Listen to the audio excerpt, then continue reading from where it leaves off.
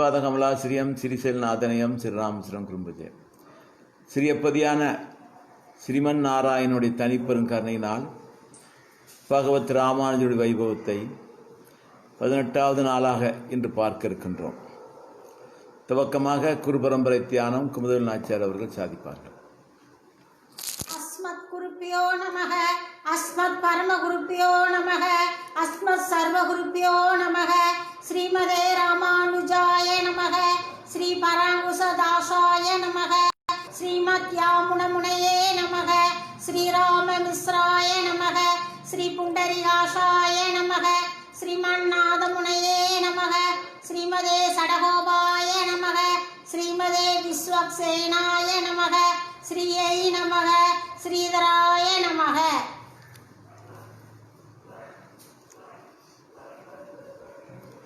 சிறியப்பதியான ஸ்ரீமன் நாராயணனுடைய தனிப்பெரும் கிருபையினால் பகவத் ராமானுஜருடைய வைபவத்தை 18வது நாளாக இன்று பார்க்க இருக்கின்றோம். நேற்றைக்கு திருவேங்கடமுடையானை பகவத் ராமானுஜர் மங்களாசாசனம் செய்த வைபவத்தை பார்த்தோம். மங்களாசாசனம் செய்துவிட்டு உடனடியாக திருமலையிலிருந்து கீழ்த்திருப்பதிக்கு புறப்படுகிறார்கள். விண்ணோர் உறையும் வெறுப்பு, தேவர்களெல்லாம் தங்குகின்ற திருமலை திருவேங்கடம். அங்குள்ள மரஞ்செடிக்கொடிகள் அத்தனையும் நித்திய சூரியன். அப்பேற்பட்ட இடத்தில் நாம் தங்கக்கூடாது. சேவித்துவிட்டு உடனே புறப்பட தயாரானார்கள். முதலாவதாக திருவேங்கடமலை மீது ஏறுவதற்கே தயங்கினார்கள். நாம் திருமலை மீது ஏறாவிட்டால் பின்னால் யாரும் திருவேங்கடமுடையானை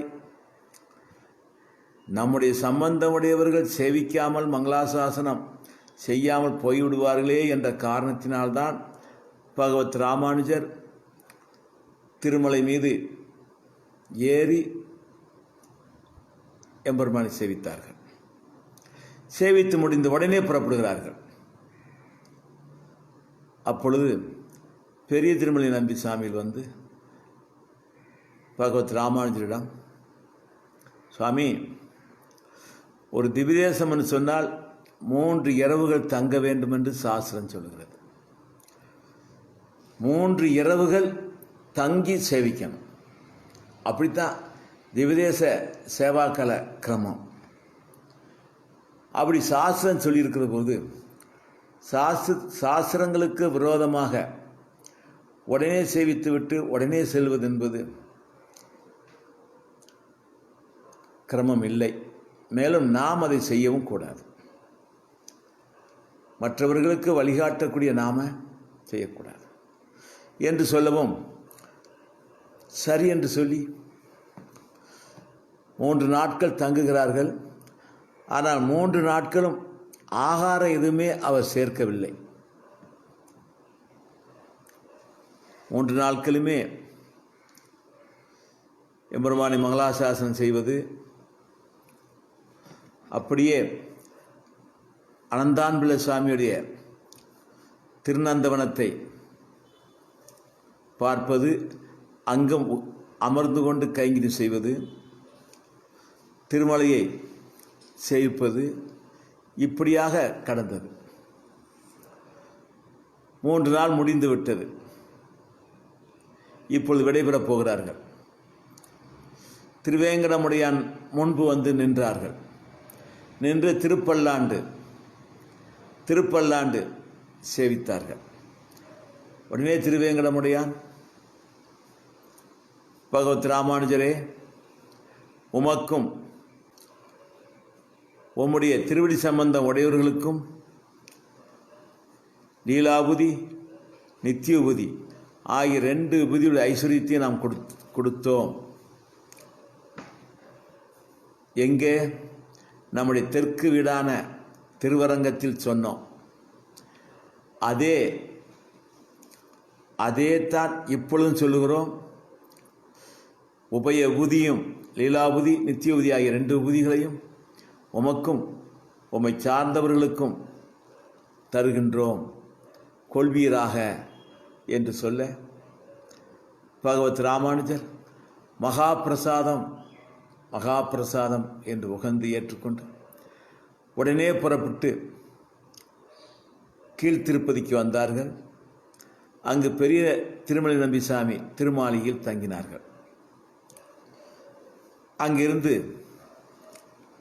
ஸ்ரீமத் ராமாயணம் ஓராண்டு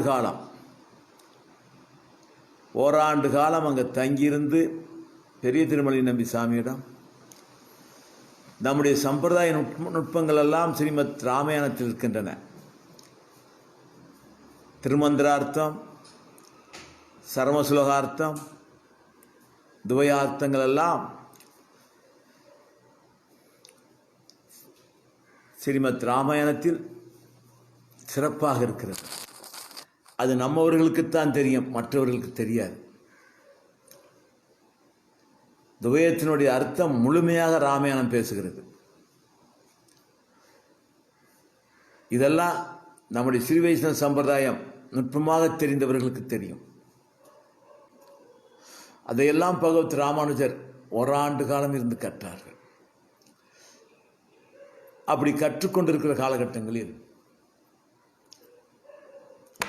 பகவத் ராமானுஜருடைய பூர்வ ஆசிரமத்து சித்தியுடைய குமாரர் கோவிந்த பெருமாள், கோவிந்தர் என்று சொன்னாலும் கோவிந்த பெருமாள் என்று சொன்னால் ஒருவர் தான். அவருக்கு ஒரு அண்ணா இல்லையா? அன்னைக்கு விந்தியமலை அடிவாரத்தில் அவர் தானே சொன்னார், அண்ணா இது கங்கை யாத்திரை இல்லை, உம்மை கொலை செய்வதற்குண்டான யாத்திரை, இங்கு வர வேண்டாம், அகன்று போய்விடும் என்று புதர்களில் மறைந்து மறைந்து தவழ்ந்தும் ஊர்ந்தும் வந்து சொல்லிவிட்டு சென்றவர் அவர். கங்கைக்கு சென்ற பிறகு தீர்த்தமாடுகிற பொழுது இவர் கையிலே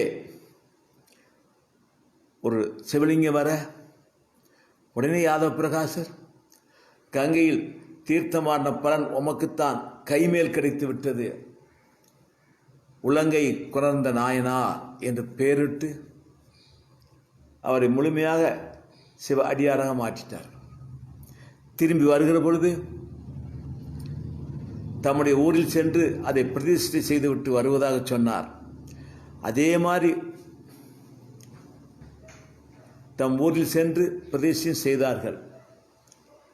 அப்பொழுது திருக்காலத்தி எம்பெருமான், அதாவது சிவபெருமான், திருக்காலத்தி சிவபெருமான் இவருடைய கனவில் வந்து எமக்கு பணிவிடை செய்ய வருக என்று உத்தரவிட, அதே மாதிரி திருக்காலத்தில் அந்த கோயில் பணி செய்யக்கூடிய அதிகாரியுடைய கனவிலும் அந்த சிவபெருமான் சொல்ல அவர்கள் வந்து அழைத்து சென்றார்கள். அங்கே கைங்கரியம் செய்து கொண்டிருந்தார்கள். அப்போ பகவத் ராமானுஜர் ஒரு கடிதம் கொடுத்து விட்டு பெரிய திருமலை நம்பிசாமிகளுக்கு, தேவரீர் திருக்காலத்து சென்று கோவிந்தரை திருத்தி பணிகொள்ள வேணும் என்று விண்ணப்பிக்க, அப்படியே பெரிய திருமலை நம்பிசாமி உடனே சென்றார்கள். அவர் அந்த இறைவனுக்கு அபிஷேகத்துக்கு தீர்த்தம் எடுக்கிற இடத்து பக்கத்தில் இருந்து கொண்டு ஆளவந்தாருடைய ஒரு சுலோகத்தை சொன்னார்கள். அந்த சுலோகத்தினுடைய அர்த்தத்தையே கிரகித்து கொண்டு அந்த கோவிந்தர் சென்றார்கள்.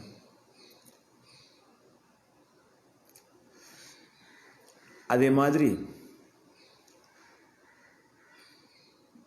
இன்னொரு முறை வருகிற பொழுது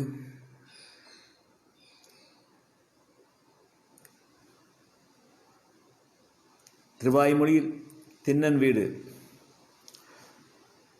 அதில் 4 பாசுரங்களை வியாக்கியானமாக சொல்ல அதிலே தம்முடைய கருத்தை பறிகொடுத்து அப்படியே பெரிய திருமலை நம்பிசாமியை சேவித்து ஸ்ரீ வைஷ்ணவர்கள் ஆனார்கள். அங்கிருந்த கோயில் அதிகாரிகள்லாம் வந்து தடுத்தார்கள். அவர்களுக்கெல்லாம் முகாந்திரம் சொல்லிவிட்டு தம் கையில் இருந்த கருவூலச்சாவி மற்ற பொறுப்புகளையும் கொடுத்துவிட்டு முழு வைராக்கிய சித்தராக பூர்ணமான ஸ்ரீ வைஷ்ணவராக பெரிய திருமல் நம்பிசாமி திருவடியை சேவித்து கொண்டு திருப்பதி வந்தார்கள். இவருக்கு உபநயனம் செய்யப்பட்டு பஞ்ச சம்ஸ்காரம் செய்யப்பட்டு பரம பாகவர் ஆனார். பெரிய திருமல் நம்பிசாமி திருவடிகளையே தஞ்சமாக எப்படி மதுரகவி ஆழ்வார் நம்மாழ்வாருடைய திருவடியை பற்றினாரோ அப்படி அனைத்துமே பெரிய திருமல் நம்பிசாமி தான் என்று அவர் உகந்த கைங்கரியங்களை செய்து கொண்டிருக்கிறார்கள். இதையெல்லாம் ராமானுஜர் பார்த்தார். மிகுந்த சந்தோஷம், அளவற்ற சந்தோஷம் கொண்டார். எப்படி ஒரு ஆச்சாரிய பக்தி, ஒரு ஆச்சாரிய பக்தி நான் எப்படி இருக்கணும் அப்படி இருக்கிறார் கோவிந்த பெருமான். இதை வெளிப்படுத்தவும் ராமானுஜர் திருவுள்ளம் கொண்டார். எல்லா கைங்கரியங்களையும் கோவிந்த பெருமாள் தான் செய்வார். அந்த திருமாளிகையில் முழுமையாக அத்தனை செய்வார்.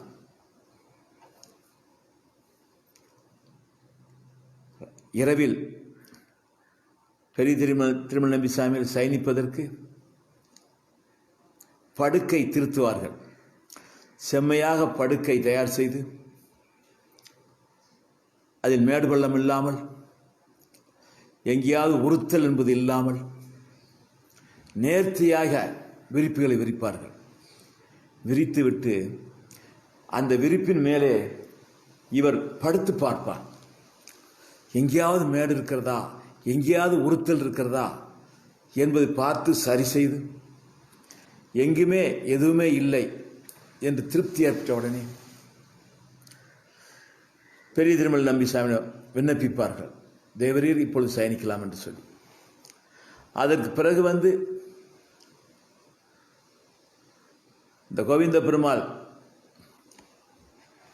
திருத்தி போட்ட அந்த படுக்கையில் பெரிய திருமல் நம்பிசாமியில் சுகமாக திருக்கண் வளருவார்கள், சுகமாக சயனிப்பார்கள். இது நடந்து கொண்டிருக்கிறது. ராமானுஜருக்கு தெரியும். ராமானுஜர் இவருடைய ஆச்சாரிய பக்தியை வெளிப்படுத்துவதற்காக வேண்டி பெரிய திருமலை நம்பிசாமியிடம் ஒன்றை சொன்னார்கள். சுவாமி, உமக்காக நீர் சயனிப்பதற்காக வேண்டி கோவிந்த பெருமாள் படுக்கையை தயார் செய்கிறார். அப்படி படுக்கையை தயார் செய்து முடித்ததும் அவர் அதில் படுக்கிறார். அவர் படுத்து விட்டுத்தான் அப்புறம் எழுந்திருத்து வந்து உங்களிடம் சொல்லுகிறார். முன்னரே அவர் படுத்துக் கொள்ளுகிறார், அப்புறம் எழுந்திருக்கிறார், அப்புறம் உங்களிடம் சொல்லுகிறார், நீர் சயனிக்க செல்லுகிறீர் அப்படின்னார். உடனே பெரிய திருமல் நம்பிசாமி கோவிந்த பெருமாள் அப்படின்னார். அடியன் சுவாமி சேவித்தார். அடுத்தவர் இல்லை, சொந்த தாய் மாமன், சொந்த சகோதரி குழந்தை தான். ஆனாலும் அந்த உறவை விட ஆச்சாரிய உறவு தான் அதிகமாக கோவிந்தரிடம் பிரகாசிக்குது. நீவீர் செம்மையாக படுக்கையை திருத்தி வைக்கிறேன். ஆனால் முன்னரே நீர் அதில் படுத்து பின்னால் தான் எம்மிடம் வந்து நீ விண்ணப்பிக்கிறதா கேள்விப்பட்டோம். அடியங்கள் படுக்கக்கூடிய அந்த படுக்கையில் நீர் படுக்கிறீரா? அப்படி படுத்தால் அது சரியா தப்பா? அப்படி படுத்தால் அதற்கு என்ன பலன் தெரியுமா? அந்த பலன் உமக்கு தெரியுமா தெரியாதா அப்படின்னு கேட்டார். உடனே கோவிந்தர் சொன்னார், ஆம் சாமி, விரிப்புகளை செம்மையாக்கி முடித்த பிறகு நான் படுத்துத்தான் எழுந்திருக்கிறேன். அப்படி செய்வது தவறுதான். அந்த தவறுக்கு நரகந்தான் தண்டனை. எனக்கு நரகந்தான் கிடைக்கும் சாமி, எனக்கு தெரியும் அப்படின்னு கோவிந்த பெருமாள் சொன்னார். நரகந்தான் கிடைக்கும் என்று நீர் நம்புகிறீரா? ஆமா சாமி. அப்படி இருக்கும் பட்சத்தில் ஏன் நீர் திருத்தி செம்மையாக்கிய அந்த படுக்கையில் நீர் ஏன் படுத்து எழுந்திருக்க வேண்டும் என்று கேட்டார்கள். அப்பொழுது கோவிந்த பெருமாள் சொன்னார், சுவாமி, தேவரீர் அதில் சுகமாக சயனிக்க வேண்டும். அந்த படுக்கையில் ஏதாவது உறுத்தல் உம்முடைய திருமேனிக்கு இருக்கக்கூடாது, ஏதாவது கடித்தல் இருக்கக்கூடாது. அப்படி தேவரீர் சுகமாக சயனிப்பதுதான் அடியேனுக்கு பரம புருஷார்த்தம். நான் பெற்ற பெரும் பேறு தேவரீர் சுகமாக அதில் சயனிப்பதுதான். எந்த விதமான உறுத்தலும் இல்லாமல், எந்த விதமான இடையூறும் இல்லாமல் அதில் நீர் சுகமாக படுத்து திருக்கண் வளர வேண்டும். அப்படி நீர் சுகமாக திருக்கண் வளருவதுதான் அடியேனுக்கு பரம புருஷார்த்தம். பரமபதத்தில் சென்று அடைவது புருஷார்த்தம் இல்லை, அது புருஷார்த்தம். இது பரம புருஷார்த்தம். பரமபத அனுபவத்தை விட உயர்ந்த புருஷார்த்தம் தேவரீர் சுகமாக அந்த படுக்கையில் திருக்கண் வளர்ந்து எழுந்திருப்பதுதான் சுவாமி. அதற்காக அந்த படுக்கையை பரிச்சயார்த்தமாக, சோதனையார்த்தமாக அடியன் முன்னதாக படுத்து எழுந்திருப்பேன். இதற்காக என்ன தண்டனை கிடைத்தாலும் அடியனுக்கு சம்மதமே. நரகம் கிடைத்தாலும் சம்மதம்தான். அடியனுடைய புருஷார்த்தம் தேவரீர் அந்த படுக்கையில் சுகமாக திருக்கண் வளர வேண்டும். இது எனக்கு பரம புருஷார்த்தம். அதற்காக வேண்டி பரிச்சயார்த்தமாக, சோதனையார்த்தமாக அதில் படுத்து பார்ப்பேன். எமக்கு திருப்தியாய் ஆயிட்டு சொன்னால் எழுந்திருந்து உம்மிடம் சொல்லுவேன். இதற்காக உம்முடைய நீர் தேவரீர் சுகமாக திருக்கண் வளர வேண்டும் என்பதற்காக வேண்டி செய்தேன். இதற்கு என்ன தண்டனை கிடைத்தாலும் அந்த தண்டனையை நான் ஏற்றுக்கொள்ள சித்தமாக இருக்கிறேன் அப்படின்னு சொன்னார். இப்போ தமக்கு நரகம் கிடைக்கட்டும், ஆனால் ஆச்சாரிய கைங்கரியம் தான் தனக்கு பரம புருஷார்த்தம். ஆச்சாரிய கைங்கரியம் தான் புருஷார்த்தம். அந்த புருஷார்த்தத்தை பெறுவதற்கு எப்பேற்பட்ட நரக அனுபவம் கிடைத்தாலும் கிடைக்கட்டும் என்று சொன்ன அந்த திட விசுவாசம்தான் ஸ்ரீ வைஷ்ணவம். தெரிந்தே நான் செய்தேன் என்று சொன்னார் இல்லையா, அதுதான் அந்த திட விசுவாசம் தான் ஸ்ரீ வைஷ்ணவமாக பிரகாசிக்கிறது. உடனே அளவு கடந்த சந்தோஷம், அளவு கடந்த பிரீத்தி பெரிய திருமலை நம்பி சாமிக்கு கோவிந்த பெருமாள் மீது ஏற்பட்டது. எப்பேற்பட்ட சொரூபத்தில் பிரகாசிக்கிறான், எப்பேற்பட்ட சொரூப ஞானம், எப்பேற்பட்ட சொரூப பக்தி, எப்பேற்பட்ட சொரூப கைங்கரியம் இந்த சரீரத்திலே முழுமையாக பெற்று விட்டாரே. ஸ்ரீ வைஷ்ணவ பரம பிராபியத்தை சரீரம் விட்ட பிறகு பரமபதத்தில் தான் பெற வேண்டும் என்பதெல்லாம் அறியாதவர்கள் கூற்று. அந்த பரம பிராபியத்தை இந்த சரீரத்திலேயே, இந்த லோகத்திலேயே நாம் பெற்றுவிடலாம் என்பது நம்முடைய பூர்வாச்சாரிய திருவுள்ளம். அப்படிப்பட்ட சம்பவங்கள் ஒன்றுதான் இப்பொழுது அடியன் சொன்ன இந்த சம்பவம். மிகுந்த சந்தோஷப்பட்டார்கள். அதே மாதிரி பெரிய திருமலை நம்பிசாமியும் ஒரு நந்தவனம் வைத்திருக்கிறார்கள். பொதுவாக நம்முடைய பூர்வாச்சாரியர்கள் எல்லாருக்குமே நந்தவன கைங்கரியம் உண்டு. காலட்சேபம், கைங்கரியம், தத்தியாராதனை, இந்த மூன்றும் நடந்து கொண்டே இருக்கும். அப்போ பகவத் ராமானுஜர் அந்த நந்தவனத்துக்கு சென்றார்கள். கோவிந்தர் அந்த நந்தவனத்துக்கு கைங்கரியம் பண்ணி கொண்டிருந்தார்கள். ஆனால் அவர் இருந்து செய்த அந்த கைங்கரியத்தை விட்டுவிட்டு கொஞ்ச தூரம் சென்றார்கள். சென்று விட்டு திரும்பி வந்தார்கள். வருகிற பொழுது தீர்த்தமாடி திரும்பவும் திருமண் ஏல பண்ணி வந்தார்கள். அப்பொழுது பகவத் ராமானுஜர் கேட்டார், கோவிந்த பெருமாளே, கைங்கரியம் பண்ணி கொண்டிருந்தேர், நாம் பார்த்தோம். நந்தவன கைங்கரியம் பண்ணி கொண்டிருந்தேர், நாம் பார்த்தோம். ஆனால் திடீரென்று எழுந்து சென்றீர். அப்புறம் தீர்த்தமாடி திருமண் ஏல பண்ணி விட்டு இங்கே வந்தீர், என்ன நடந்தது என்று கேட்டார்கள். சுவாமி, தூரத்தில் ஒரு பாம்பு, ஒரு நாகப்பாம்பு அப்படியே வாயை பிளந்துக்கிட்டு துடியா துடிச்சுது, என் கண்ணுக்குள்ள தெரிஞ்சது. அது என்னன்னு பார்க்க போனேன். அது வாயை திறந்துக்கிட்டு வேதனையில் துடிக்குது.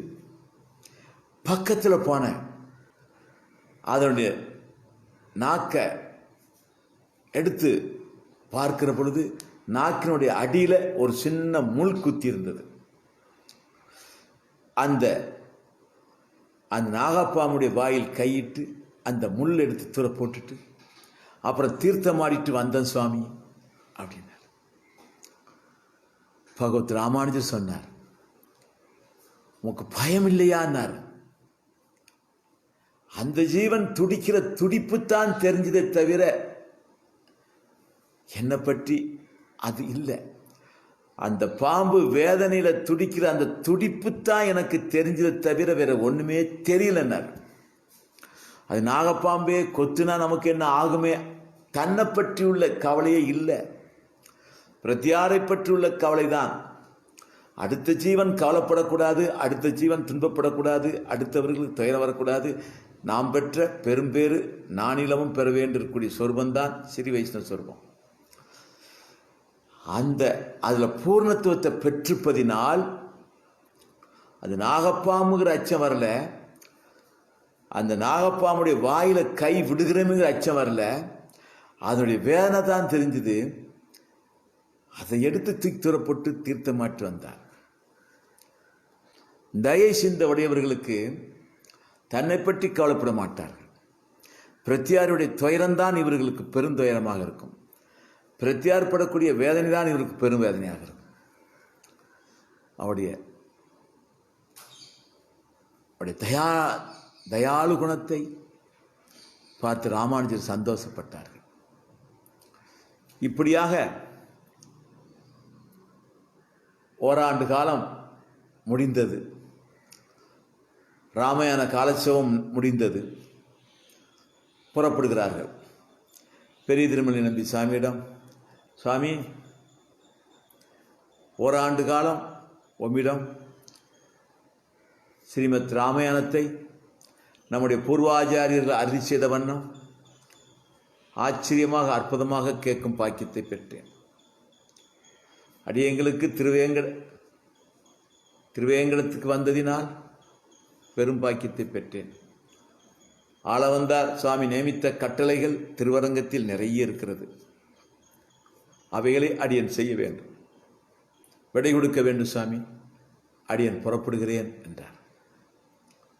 பெரிய திருமலை நம்பி சாமிக்கு பகவத் ராமானுஜரை அனுப்புவதற்கு மனசு வரல. ஆனாலும் அவர் போய்த்தான். ஒரு வருஷ அனுபவம் இல்ல, ஸ்ரீ ராமானுஜரோட ஒரு வருஷ கால அனுபவம் இல்ல, எப்படி மறக்க முடியும்?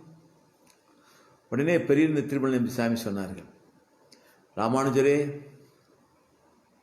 உம்முடைய அனுபவம் பரமதத்தையும் தாண்டி அனுபவத்தை நான் பெற்றுவிட்டேன். ஜென்ம சாபல்யம், பிறவி பயனை பெற்றுவிட்டேன். இப்பொழுது புறப்பட போகிறேன். உமக்கு ஏதாவது கொடுக்கணும்னு நான் நினைக்கிறேன். என்ன கொடுக்கணும்னு தெரியல. நீ எது வேண்டுமானாலும் கேளும், உமக்கு நான் தருகிறேன். அப்படி உம்மை வெறுங்கையோடு அனுப்புவது எனக்கு சம்மதம் இல்லை என்று பெரிய திருமலை நம்பி சாமிகள் ராமானுஜரிடம் உருக்கமாக வேண்டினார்கள். உடனே பெரிய திருமலை நம்பி சாமி உடைய உருக்கமான அந்த பிரார்த்தனையை கேட்டுட்டு ராமானுஜர் வந்த நோக்கத்தில் ஒன்று அந்த கோவிந்தரையும் அழைத்து செல்வது. சுவாமி, அடியன் இந்த ஆசிரமத்தை ஏற்ற உடனேயே முதலாவதாக நான் விரும்பியது இந்த கோவிந்த பெருமாளை பெற வேண்டும் என்று சொல்லி, அதற்காக உமக்கு சிறிமுகம் சாதித்தேன். நீர் செய்து விட்டீர். இப்பொழுது நான் கேட்பதெல்லாம் இந்த கோவிந்த பெருமாளை எமக்கு தாருங்கள், எம்மோடு அனுப்புங்கள். அவருடைய ஞானம், அவருடைய வைராக்கியம், திட விசுவாசம் ஸ்ரீ வைஷ்ணவ பிரச்சார பணிக்கு அவசியம் தேவை என்று சொல்லவும், இதுவும் பெரிய திருமலை நம்பி சாமிக்கு கோவிந்தரை அனுப்புவதற்கு சம்மதமே இருக்காது. ஆனாலும் ராமானுஜர் கேட்டார். கோவிந்த பெருமாளே வாரும்னார். வந்து சேவித்து நின்றார். இப்பொழுது ஒன்று சொல்லுகிறேன், நன்றாக கவனித்துக் கொள்ளும். இனி எம்மை போன்று பகவத் ராமானுஜரை நினைக்க வேண்டும். ராமானுஜரை நாம நினைக்க வேண்டும். தீர்த்தம் கொண்டு வந்தார். அப்படியே ராமானுஜர்கிட்ட தார வார்த்து கொடுத்தார். இந்த கோவிந்த பெருமாளை உமக்கே நாம் தாரை வார்த்து கொடுத்து விட்டோம் என்று சொல்லி, இதெல்லாம் செய்யாட்ட கோவிந்த பெருமாளும் போகமாட்டார். இப்போ தாரை வார்த்து கொடுத்தாச்சு, பதில் பேச முடியாது. புறப்பட்டாங்க. திருமலையிலிருந்து திருக்கச்சியம்பதியை நோக்கி காஞ்சிபுரத்தை நோக்கி புறப்பட்டார்கள். அப்படி புறப்படும் போதே பெரிய திருமலை நம்பி சாமியுடைய திருமாளியை விட்டு கோவிந்த பெருமாளுக்கு பெரிய மனசு இல்லை. திரும்பி திரும்பி திரும்பி திரும்பி பார்த்துக்கிட்டே போறார். திருப்பதியை விட்டு தாண்ட மனசு இல்லை. திருப்பதி மேல அபிமானம் இல்லை, தம்முடைய ஆச்சாரிய சாமி மீது அபிமானம். அவர் நினைவிலேயே போய்கிட்டு இருக்கிறார். சரியா தூங்குவது இல்லை, சரியா சாப்பிடுவதில்லை. ஒரே நினைவு, பெரிய திருமலை நம்பி சாமி நினைவிலேயே. அந்த பிரிவு துயரை தாங்க முடியல இவரால். இவர் அறியாமலே கண்களிலிருந்து கண்ணீர் வடியும். கோவிந்த பெருமாளே அடியன் சுவாமி என்றார். திருக்கண்ணிலிருந்து நீர் வடிகிறதே. ஆமா சாமி, ஏன்னு சொல்ல மாட்டார். ஆனால் பகவத் ராமானுஜருக்கு தெரியும் இந்த கண்ணீர் ஏன் வருதுன்னு சொல்லி. அப்படியே வந்து திருக்கடிகை தடன் குன்றின் மேல் இருக்கிற அக்காரக்கனியை சேவிக்கிறார்கள். அவரை சேவிச்சுட்டு திருப்புட்குளியம் பேரேற்றை விஜயராக பெருமாளையும் மரகதவள்ளி தாயார், வறுத்த பயிரும் முளைக்கும் மரகதவள்ளி தாயார் திருவருளால் அந்த தாயாரையும் சேவித்துட்டு விஜயராக பெருமாளையும் சேவிச்சுட்டு காஞ்சி சென்று திருக்கச்சி நம்பி சாமியுடைய திருமணத்துக்கு சென்றார். இந்த கோவிந்த பெருமாள் அப்படியே திருமேனி வாடி மெலிஞ்சிட்டார். திடகார்த்தம் இல்லை. எதையோ இழந்து போன ஏக்கத்தில் துடிச்சுக்கிட்டு இருக்கிறார். திருமேனியே வாடி போச்சு.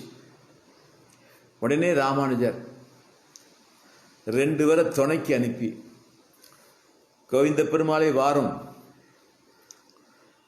திருமலைக்கு போறோம், பெரிய திருமல் நம்பியை சேவித்து விட்டுவார் என்று அனுப்பி வைத்தார்கள். கோவிந்த பெருமாளுக்கு சந்தோஷம். அப்படியே நடக்க முடியாமல் நடந்தவர் உற்சாகமாக நடந்து திருமல் நோக்கி நடக்கிறார்.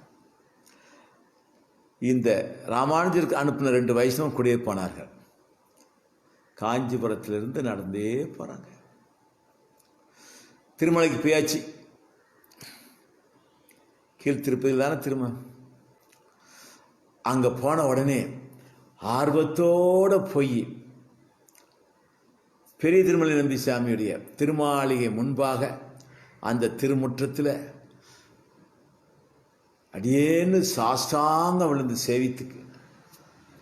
சேவித்து கிடந்த கிடைக்கையாகவே கிடக்கிறார்கள். எழுந்திருக்கல. அங்கே இருந்த முதலிகள் எல்லாம் பரபரப்பாக ஓடி போய், சுவாமி கோவிந்த பெருமாள் வந்துட்டார், திருமுற்றத்தில் சாஷ்டாங்கமாக சேவித்து அப்படியே கிடந்த வண்ணமாகவே இருக்கிறார் அப்படின்னு சொன்ன உடனே பெரிய திருமலை நம்பி சாமியுடைய திருவுள்ளத்தில் கலக்கம் ஏற்பட்டது. இவரிடம் ஆசாபாசத்தை காட்டினால் போமாட்டார். ஏன்னா அவர் தம்மீது வைத்திருக்க பிரீத்தி தெரியும். அதே மாதிரி இவருக்கு அவர் மீது பிரீத்தி உண்டு. அதனால தான் தாரவார்த்து கொடுத்தா மனசை கட்டுப்படுத்தணுங்கிறதுக்காக கலங்குச்சு.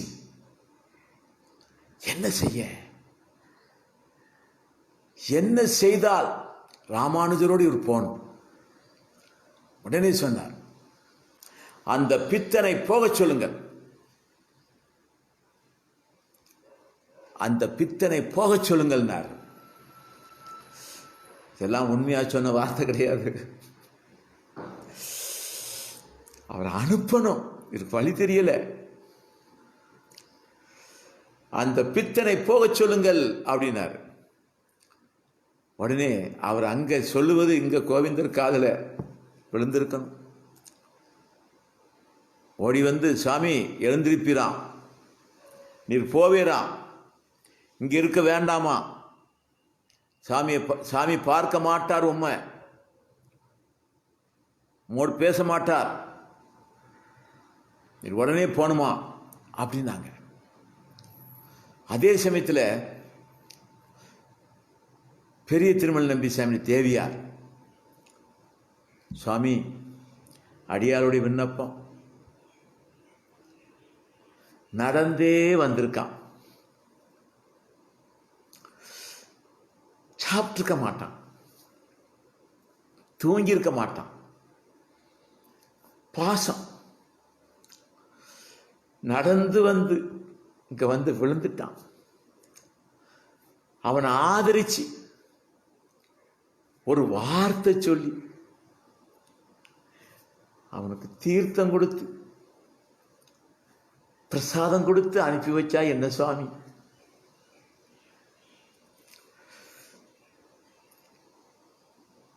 சேவை சாதித்தா என்ன சுவாமி? அந்த பிள்ளைகிட்ட போய் சேவை சாதித்து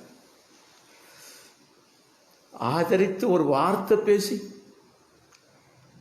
தீர்த்தமும் பிரசாதமும் கொடுத்து வழி அனுப்பலாம்ல சுவாமி அப்படின்னாங்க. இவருக்கு தெரியாது இல்லை. வித்த பசு, விற்பனை செய்யப்பட்ட பசுவுக்கு யாராவது புல் இடுவார்களா? வித்த மாட்டுக்கு யாராவது உணவு போடுவார்களா? அப்படின்னு இவர் சொல்ற சொல்லு வாசல் நிற்கிற கோவிந்த பெருமாள் காதலியும் விழுது. சுவாமி, ஆச்சாரிய சுவாமியுடைய திருவுள்ளத்துக்கு பாங்காக இருப்பதுதான் சிஷ்ய லட்சணம். அதுதான் ஆச்சாரிய சுவாமிக்கு உகப்பை கொடுக்கும். அவர் இட்ட வழக்காக இருப்பதுதான் சிஷ்ய சொரூபம். உமக்கு தெரியாதில்லை. பெரிய திருமல் நம்பி சாமியுடைய திருவுள்ளத்துக்கு உகப்பான முடிவை எடும். அவர் இட்ட வழக்காக இரும். அடுத்து ஸ்ரீ வைஷ்ணவர்களுக்கே உரித்தானது பாரதந்திரியம். அதை இழக்கவே கூடாது. சோதாந்திரியத்தை பேணக்கூடாது. தேவரீர் சோதாந்திரியம் மேலிட்டிருந்து நிற்கிறீர். சோதாந்திரியம் மேலிட்டு சொன்னால் ஸ்ரீ வைஷ்ணவரே இல்லாமல் போயிடுவோம். அதனால் உம்முடைய சொரூபத்தை, ஆச்சாரியிட்ட வழக்காய் இருக்கிற அந்த சொரூபத்தை பேணும் சுவாமின்னு எல்லாரும் சொல்ல. அதான் சம்பிரதாயம். திரும்பவும் சாஷ்டாங்கமா கண்கள்ல கண்ணீர் கொப்பளிக்க திருமாளிகம் திருமுற்றத்தில் சாஷ்டாங்கமா விழுந்து சேவித்தார். அடிப்படியே கைகளை கூப்பினார். கைகளை கூப்பிக்கொண்டு அந்த திருமாலையை மறையும் வரை கைகளை கூப்பிக்கொண்டே பின்னோக்கியே நடந்து வந்தார். அந்த திருமாளிகை மறையும் வரை சேவித்துக் கொண்டே நடந்து வந்தார்கள். மறைந்தது. பகவத் ராமானுஜரை சேவிக்க புறப்பட்டார்கள்.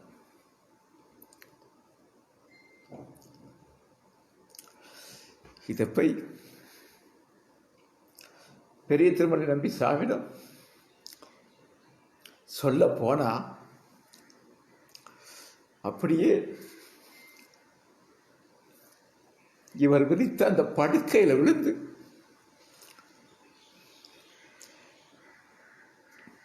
பெரிய திருமலை நம்பி சாமி ஏங்கி ஏங்கி அழுதார்.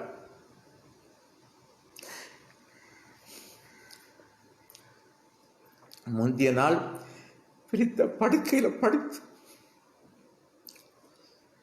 பெரிய நம்பி சாமி, பெரிய திருமலை நம்பி சாமி சத்தம் போட்டு கோவிந்தா கோவிந்தா, தேடி வந்த உன்னை நான் பார்க்கலையே, தேடி வந்த உன்னை நான் பார்க்கல, வா கோவிந்தான்னு கூப்பிடல, நீ தகிச்சு வந்திருப்பிய தாகசாந்தி, நீ பசிச்சிருப்பிய பிரசாதம், எவ்வளவு கல் நெஞ்சம்,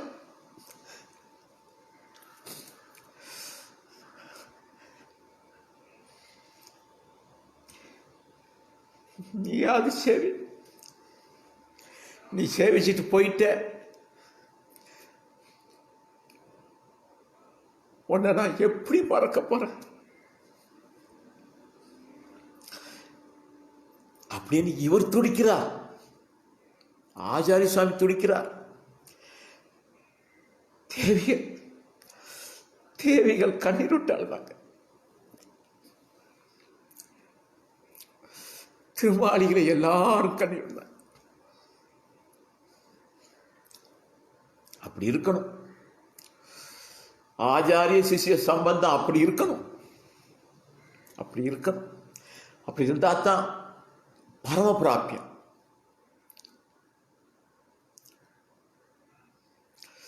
அங்கே போனார், காஞ்சிபுரம் போனார், ராமானுஜருடைய திருவடிகளில் வந்து சேவித்தார்.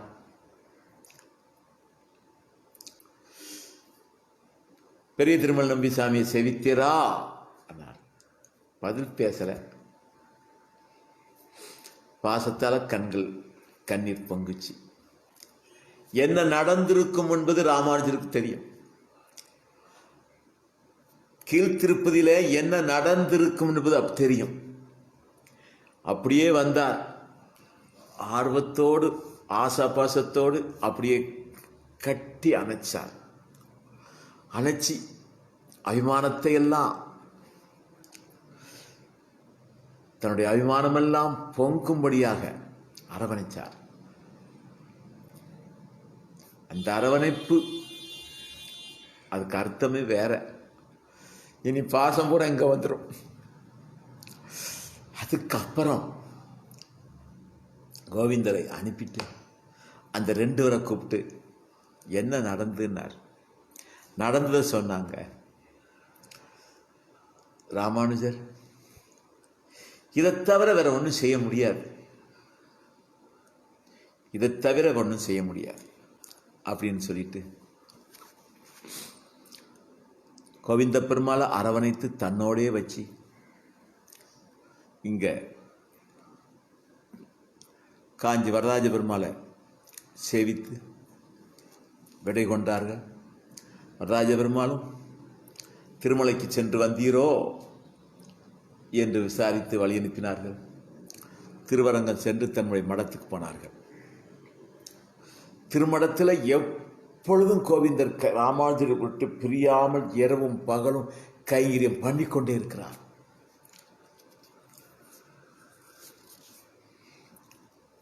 அவருடைய கைங்கரியத்தை பார்த்து எல்லாரும் பாராட்டி புகழ்ந்து பேசுறாங்க. கோவிந்த பெருமாளுடைய கைங்கரியத்தை பார்த்து எல்லாரும் புகழ்ந்து பேசும்போது கோவிந்த பெருமாளும் பக்கத்தில் இருந்துட்டு ஆமா ஆமா ஆமாங்கார். ராமானுஜர் கவனிச்சார், கூப்பிட்டார். உம்மை புகழ்ந்து பேசுறாங்க, அடுத்தவர்கள் புகழும் போது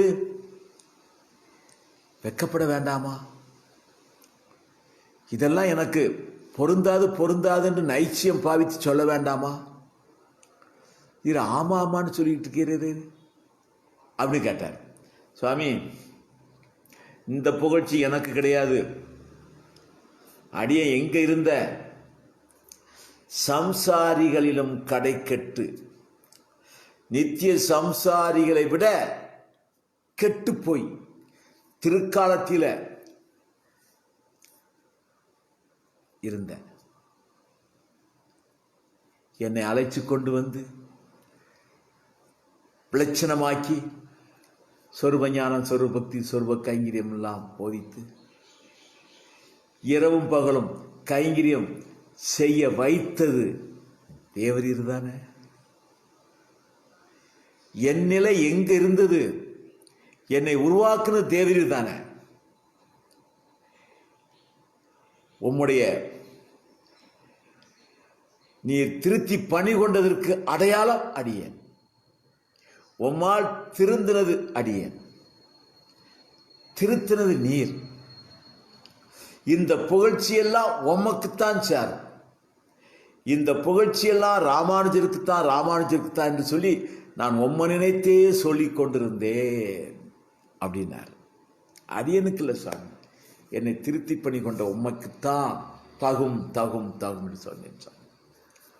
ராமானுஜருக்கு தெரியும், மற்றவர்களுக்கு அறிவுறுத்ததுக்காக வேண்டி செய்தார். ஒரு தடவை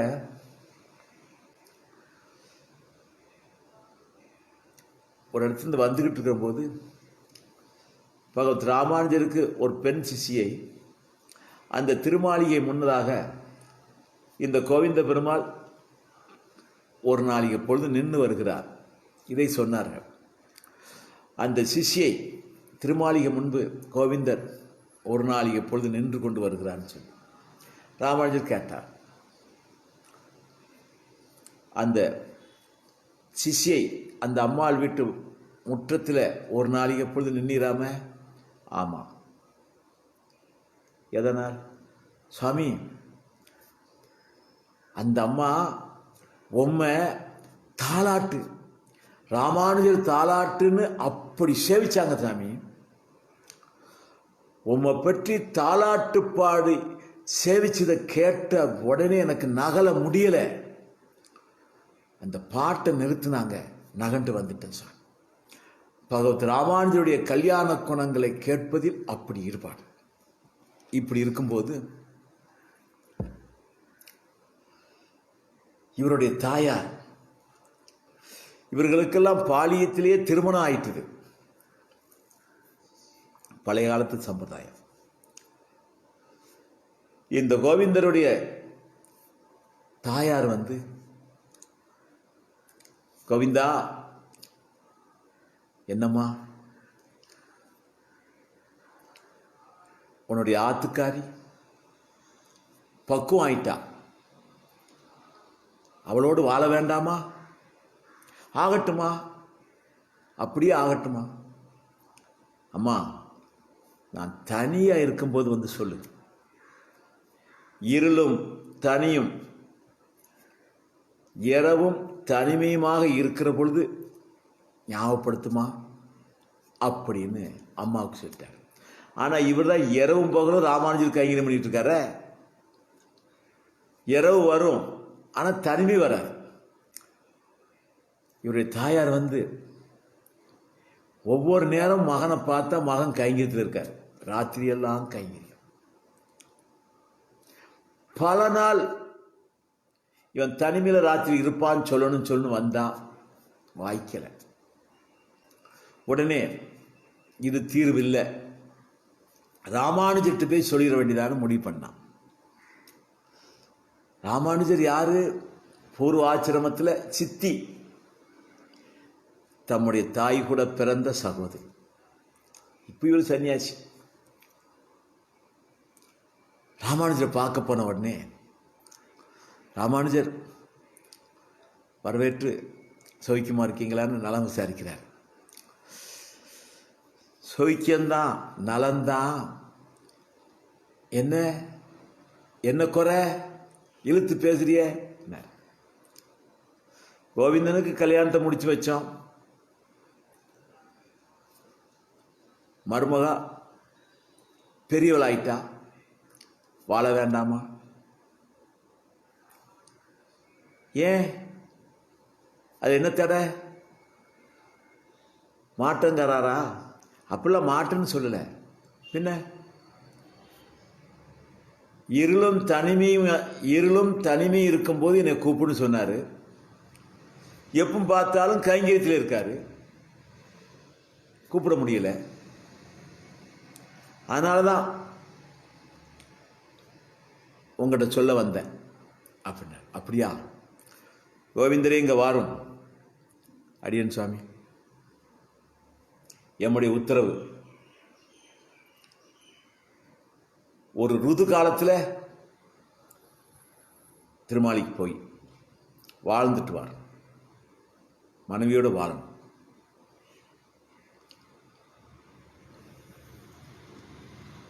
சரி சாமி. அதே மாதிரி போனார்.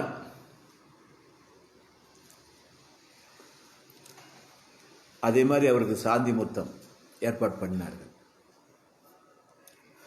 இவருக்கு எப்பொழுதுமே அந்தரியாமி பெருமாள் பிரகாசிப்பார். ஞானவான் இல்லையா? அந்தரியாமி பெருமாள் எல்லார்ட்டையும் இருக்கிறாரு, நம்மகிட்டையும் இருக்கிறாரு. ஆனால் நம்மகிட்ட பிரகாசம் இல்லை.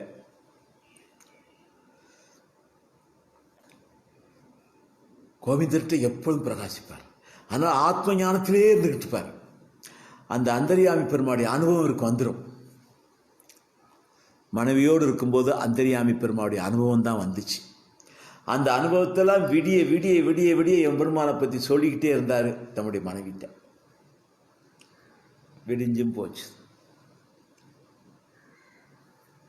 கோவிந்தருடைய தாயார் வந்து மருமகளை பார்த்து விசாரிச்சா நடந்ததெல்லாம் மருமக சொன்னான்.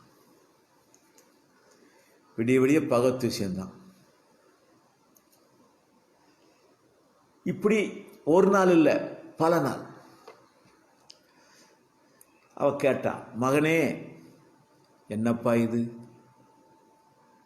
அம்மா, அந்தரியாமி பிரகாசிக்கிற போது அழிச்சாட்டம் என்னால் செய்ய முடியாதம்மா. அந்தரியாமி பெருமாள் பிரகாசிக்கிற போது ஏகாந்தமே எனக்கு இல்லைம்மா. அந்தரியாமி பெருமாள் பிரகாசிக்கிற பொழுது நான் தனிமையாகவே இல்லை, எம்பெருமானோடே இருந்துக்கிட்டு இருக்கம்மா. எப்படியம்மா சாத்தியம் அப்படின்ட்டாங்க. உடனே இந்த செய்தி ராமானுஜருக்கு வந்துட்டுது.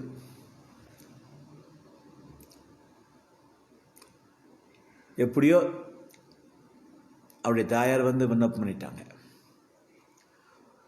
இவருடைய நிலை ராமானுஜருக்கு தெரியும். பகவத் ராமானுஜருக்கு கோவிந்தருடைய மகா உன்னதமான நிலை தெரியும்.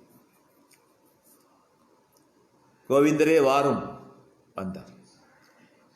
என்ன நடந்தது, நான் எதற்கு அனுப்பி வைத்தேன்னு கேட்டார். சுவாமி, சென்றேன். அந்தரியாமி எம்பெருமான் பிரகாசம் இருக்கிற பொழுது எனக்கு ஏகாந்தமே சித்திக்கல சுவாமி, தனிமையே இல்லை சுவாமி, நான் பெருமாளோடு இருந்துக்கிட்டு இருக்கிறேன் அப்படின்னார். புரிந்து விட்டது.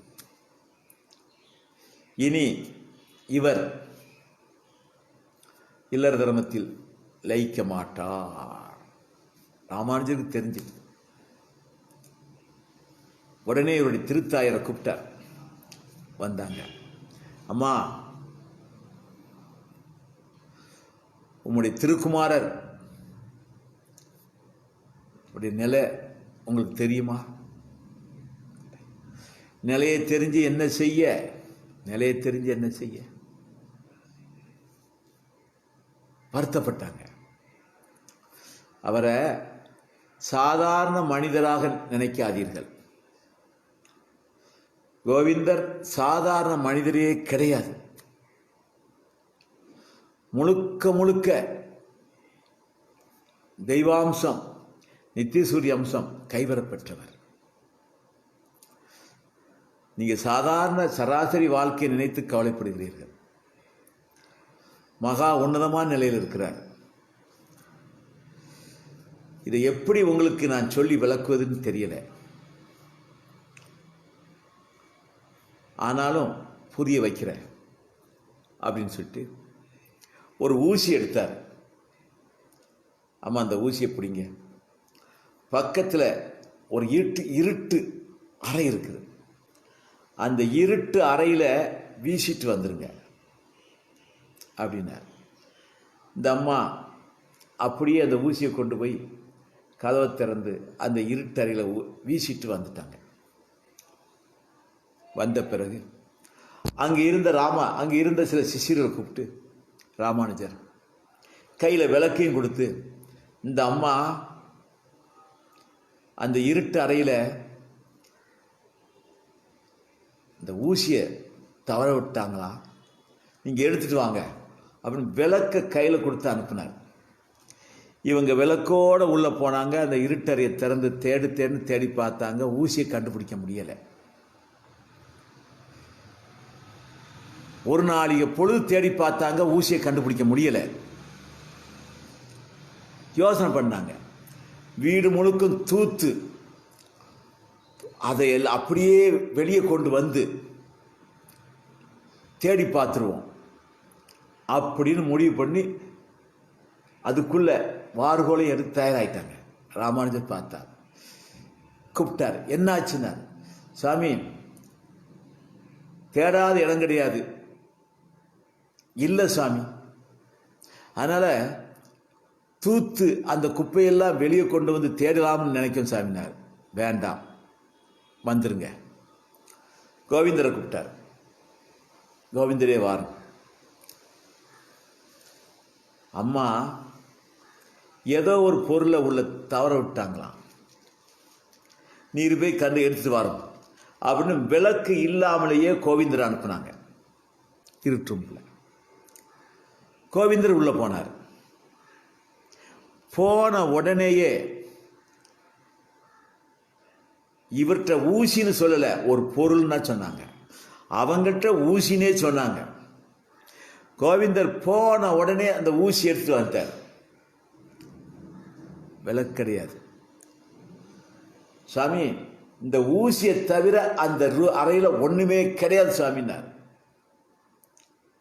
அந்தரியாமி பெருமாள் பிரகாசிக்கிறதான்னா பிரகாசித்தார்ல, எல்லாம் தெரிஞ்சு, இவங்களுக்கு எல்லாம் தெரியும் இல்லையா? உடனே கோவிந்தர் அனுப்பிட்டார். அந்த அவருடைய திருத்தாயார் கூப்பிட்டு, கோவிந்தர் நிலையை புரிஞ்சுக்கிட்டீங்களா? கோவிந்தருடைய தேவியாரை கூப்பிடுங்க. அவங்களும் வந்தாங்க. 2 ஒரு முன்ன வச்சு ராமானுஜர் சொன்னார், அம்மா, இப்பேற்பட்ட மகன் உங்களுக்கு பிறந்தான்னா நீங்க மகா பாக்கியம் செய்திருக்கீங்க. இப்பேற்பட்ட அடியாருடைய தாயார் நரகம் போக மாட்டாங்க, பரமதம் தான். அது மட்டும் இல்லை, இப்பேற்பட்டவர்களை பெற்றெடுப்பதற்கு என்ன தவம் செய்தீர்கள்? உன்னை பெற்றார் என்ன நோன்பு நோற்றார்களோ. ஒரு வைஷ்ணவ அடியார்களை, ஒரு தாய்க்கு ஒரு வைணவர் பிறந்தால் அந்த தாய் தவம் பண்ணியிருக்கணுமா? உம்மை பெற்ற வயிறுடையால் என்ன நோன்பு நோற்றார்களோ. தவம் செய்திருக்கிற தாய்மார்களிடம்தான் ஒரு பாகவத குழந்தை பிறக்கும். ஒரு பாகவதர் பிறக்கணும்னு சொன்னா அந்த தாயின் தகப்பனும் தவம் செய்திருக்க வேண்டும். ஒரு பிறவி இல்லை, பல பிறவி தவம் செய்திருக்க. பெற்றோர்கள் தவம் செய்தால்தான் பஞ்சசம்ஸ்காரம் செய்து கொள்ளக்கூடிய சத்புத்திரர்கள் பிறப்பார்கள். எப்படி ஸ்ரீமன் நாராயணன் வராகமாகவும் கூர்மமாக வர்றான் இல்லையா, அதே மாதிரி பாகவதர்களும் அவதாரம் தான் செய்கிறார்கள். ஏன்னா பாகவதர்களை கண்டவர்களுக்கெல்லாம் பரமத வாய்ப்பு இருக்குது, பாகவருடைய அபிமானத்தை பெற்றவர்களுக்கெல்லாம் பரமத வாய்ப்பு இருக்கிறது. அப்பேற்பட்ட தவம் இருந்து நீ இப்பேற்பட்ட ஞானியை நீ பெற்றுட்ட அப்படின்னு சொன்ன உடனே அந்த அம்மா தேறிட்டாங்க. அவருடைய தேவியாரை கூப்பிட்டாங்க. அந்த அம்மா விழுந்து சாசாங்கமா சேவிச்சாங்க. ராமானுஜர் தம்முடைய சீபாத தீர்த்தத்தை எடுத்து கோவிந்தருடைய தேவியாருக்கு அப்படி கொடுக்கிறார். அந்த சீபாத தீர்த்தம் சுபீகரித்த உடனேயே அந்த அம்மாவுக்கு ஞானம் வந்து விட்டது. சொர்வ ஞானம் வந்துடுச்சு, சொர்வ பக்தி வந்துச்சு, சொர்வ கைங்கரி வந்துருச்சு.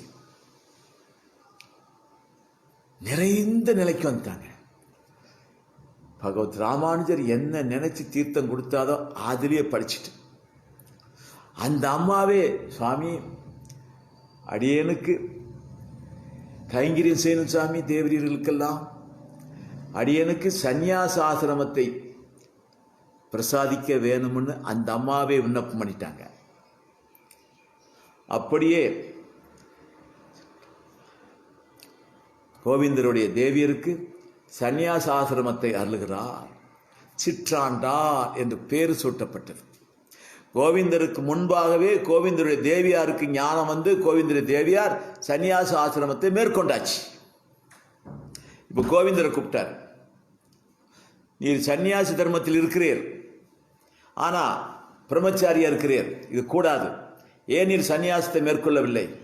உடனே கோவிந்தர் சொன்னார், சுவாமி நீர் தான் நியமிக்கணும், அடியனா விண்ணப்பிக்க கூடாது. அடியன் விண்ணப்பித்தால் சோதாந்திரியம்.